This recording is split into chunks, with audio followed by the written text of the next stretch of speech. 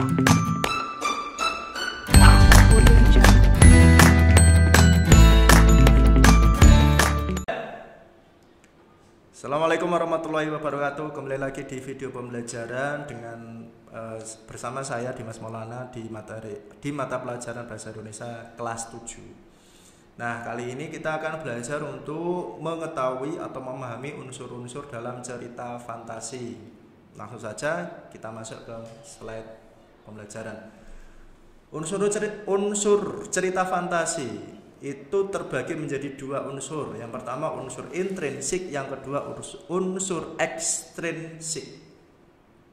Nah, ketika kamu menemukan atau menganalisis unsur cerita fantasi, jadi kamu harus menganalisis dua unsur ini, unsur intrinsik dan unsur ekstrinsik. Kalau kalian amati dari segi namanya, in itu adalah dalam, X berarti luar, ya kan? Kalau unsur intrinsik ini berarti unsur yang membangun di dalam sebuah cerita. Jadi kalau unsur ekstrinsik itu unsur yang membangun di luar cerita.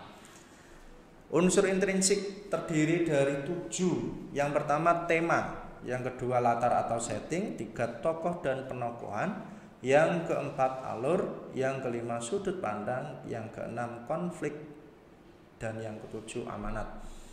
Lanjut. Yang pertama, tema. Pengertian dari tema adalah gagasan dasar atau ide cerita sebuah karya yang digunakan pengarang untuk mengembangkan cerita.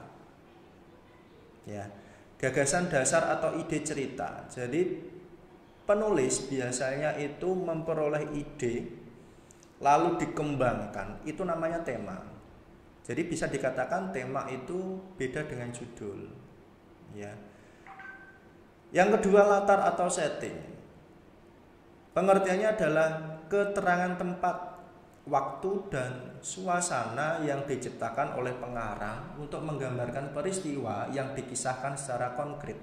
Konkret itu apa? Konkret itu nyata, real, nyata, ya, fakta.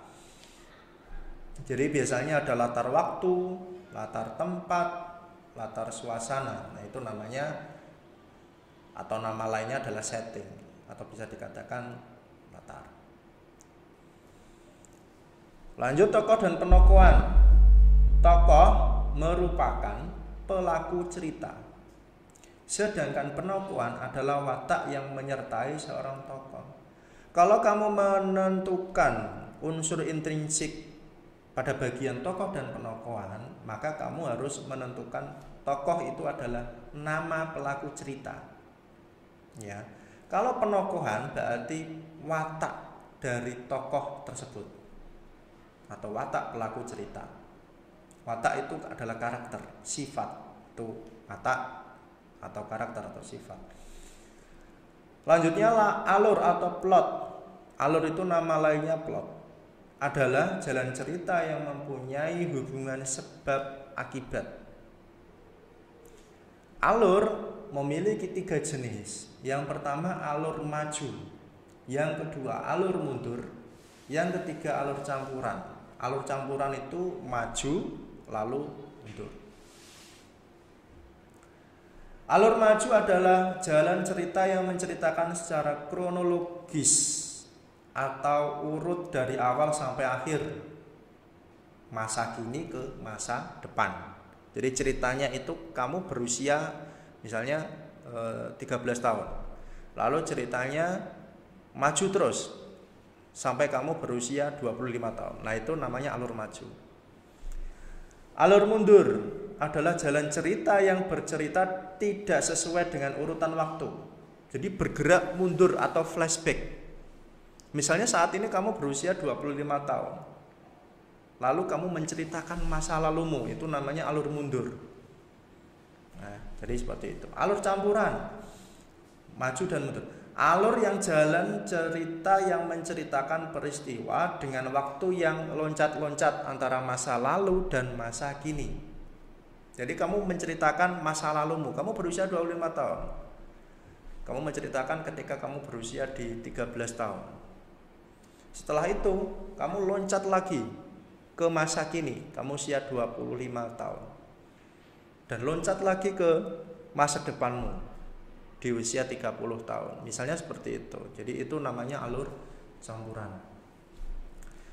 Nah, ini ada contoh teks yang menunjukkan alur maju. Silakan disimak. Hari ini aku bangun terlambat, terlihat jam telah tepat pukul 7. Tanpa mandi terlebih dahulu, aku langsung berganti pakaian dan langsung menuju sekolahku. Saat perjalanan sepedaku kayuh begitu cepatnya. Tiba-tiba sampai di perempatan. Brak! Aku tabrakan dengan seorang ibu bermotor dan berkeranjang. Ini menunjukkan alur maju. Mengapa dikatakan alur maju? Karena di sini adalah menyatakan waktunya adalah hari ini. Bangun terlambat, lalu pukul 7, setelah peristiwa itu berganti pakaian. Mandi dulu terus berganti pakaian, lalu menuju ke sekolah. Nah, di saat perjalanan, itu kan maju terus. Di saat perjalanan, sepeda yang dia kayuh tiba-tiba di perempatan tabrakan dengan seorang ibu bermotor dan berkeranjang. Nah, itu momen-momennya itu maju terus. Jadi mulai dari saat ini ke depannya. Nah, seperti itu. Yang kedua, contoh alur mundur. Disimak teksnya. Sebagai pengusaha, ia tidak lupa akan kewajibannya sebagai seorang muslim. Ia juga selalu mengingat wasiat almarhum ibunya yang telah meninggal 5 tahun yang lalu. Sebelum meninggal, ibunya berpesan untuk selalu menunaikan ibadah sholat 5 waktu, sholat sunnah, serta menjadi pribadi yang suka menolong. Di sini ada kata flashback. Jadi di sini flashbacknya apa? Mengingat masa lalunya. Ia juga selalu mengingat wasiat almarhum ibunya yang telah meninggal 5 tahun yang lalu. Nah, momen yang di saat itu 5 tahun yang lalu itu dia ingat bahwa ibunya selalu berpesan untuk selalu menunaikan ibadah sholat 5 waktu, sholat sunnah, serta menjadi pribadi yang suka menolong. Contoh alur campuran. Aku menekuni hobi desain grafis ini kurang lebih sudah 10 tahun. Lewat hobi ini aku bisa mendirikan sebuah usaha kecil-kecilan di bidang percetakan. Ide usaha percetakan ini muncul setelah aku bertemu dengan sobat lamaku 5 tahun yang lalu. Sobatku bernama Andre. Andre waktu itu memberikan saran untuk mengikuti langkahnya membuka usaha percetakan. Alhamdulillah Allah memberikan jalan. Akhirnya aku bisa merintis usaha percetakan di kampung halamanku. Dan bersyukurnya lagi percetakanku saat ini banjir orderan dan dipercaya banyak pelanggan. Nah, di sini alur campurannya coba disimak lagi. Aku menekuni hobi desain grafis ini kurang lebih sudah 10 tahun. Jadi saat ini di masa lampaunya. Jadi mulai ini dan masa lampaunya itu sudah 10 tahun mulai menekuni hobi. Lewat hobi ini aku bisa mendirikan sebuah usaha kecil di bidang percetakan. Ide usaha percetakan ini muncul setelah aku bertemu dengan sobat lamaku 5 tahun yang lalu. Dia menceritakan 5 tahun yang lalu bertemu dengan sobatnya yang bernama Andre. Nah, alhamdulillah Allah memberikan jalan. Akhirnya aku bisa merintis usaha percetakan di kampung halamanku. Dan bersyukurnya lagi percetakanku saat ini. Nah, saat ini menunjukkan masa kini lagi. Jadi momen yang dulu diceritakan kembali lagi ke masa kini diceritakan kembali. Jadi seperti itu. Itu namanya alur campuran. Yang terakhir, amanat. Amanat adalah pesan yang terkandung dalam sebuah cerita. Dalam sebuah karya sastra pastilah mengandung amanat yang ingin disampaikan oleh seorang penulis pada pembaca atau pendengar. Nama lain amanat itu adalah pesan. Nah, pesan yang terkandung dalam sebuah cerita. Setiap karya sastra itu pasti punya pesan atau amanat. Yang keenam, sudut pandang. Sudut pandang adalah cara kita melihat atau menilai dari segi dan perspektif mana cerita tersebut berjalan. Jadi sudut pandang orang pertama atau kesatu. Pengarang adalah pelaku cerita. Kalau kamu perhatikan, kalau ada kata aku atau saya, itu merupakan sudut pandang orang pertama. pertama atau orang ke satu. Ya. Terus ada lagi sudut pandang orang ketiga. Di sudut pandang orang ketiga ditandai dengan kata ia, dia, atau nama orang. Nah, kalau kamu membaca teks cerita fantasi kok ada kata ia, dia, atau nama orang. Misalnya nama orangnya Andre, Dimas, ya kan, Didi, Aji, ya itu namanya, itu adalah sudut pandang orang ketiga.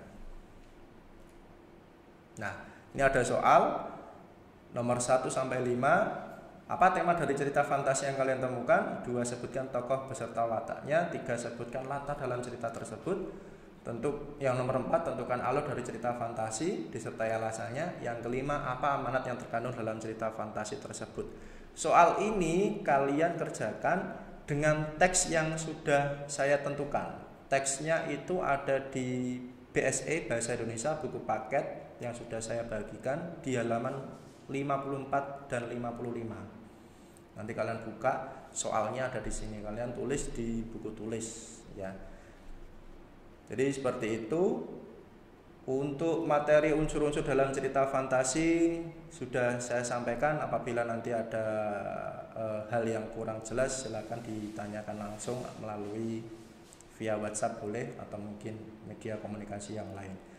Demikian materi unsur-unsur dalam cerita fantasi.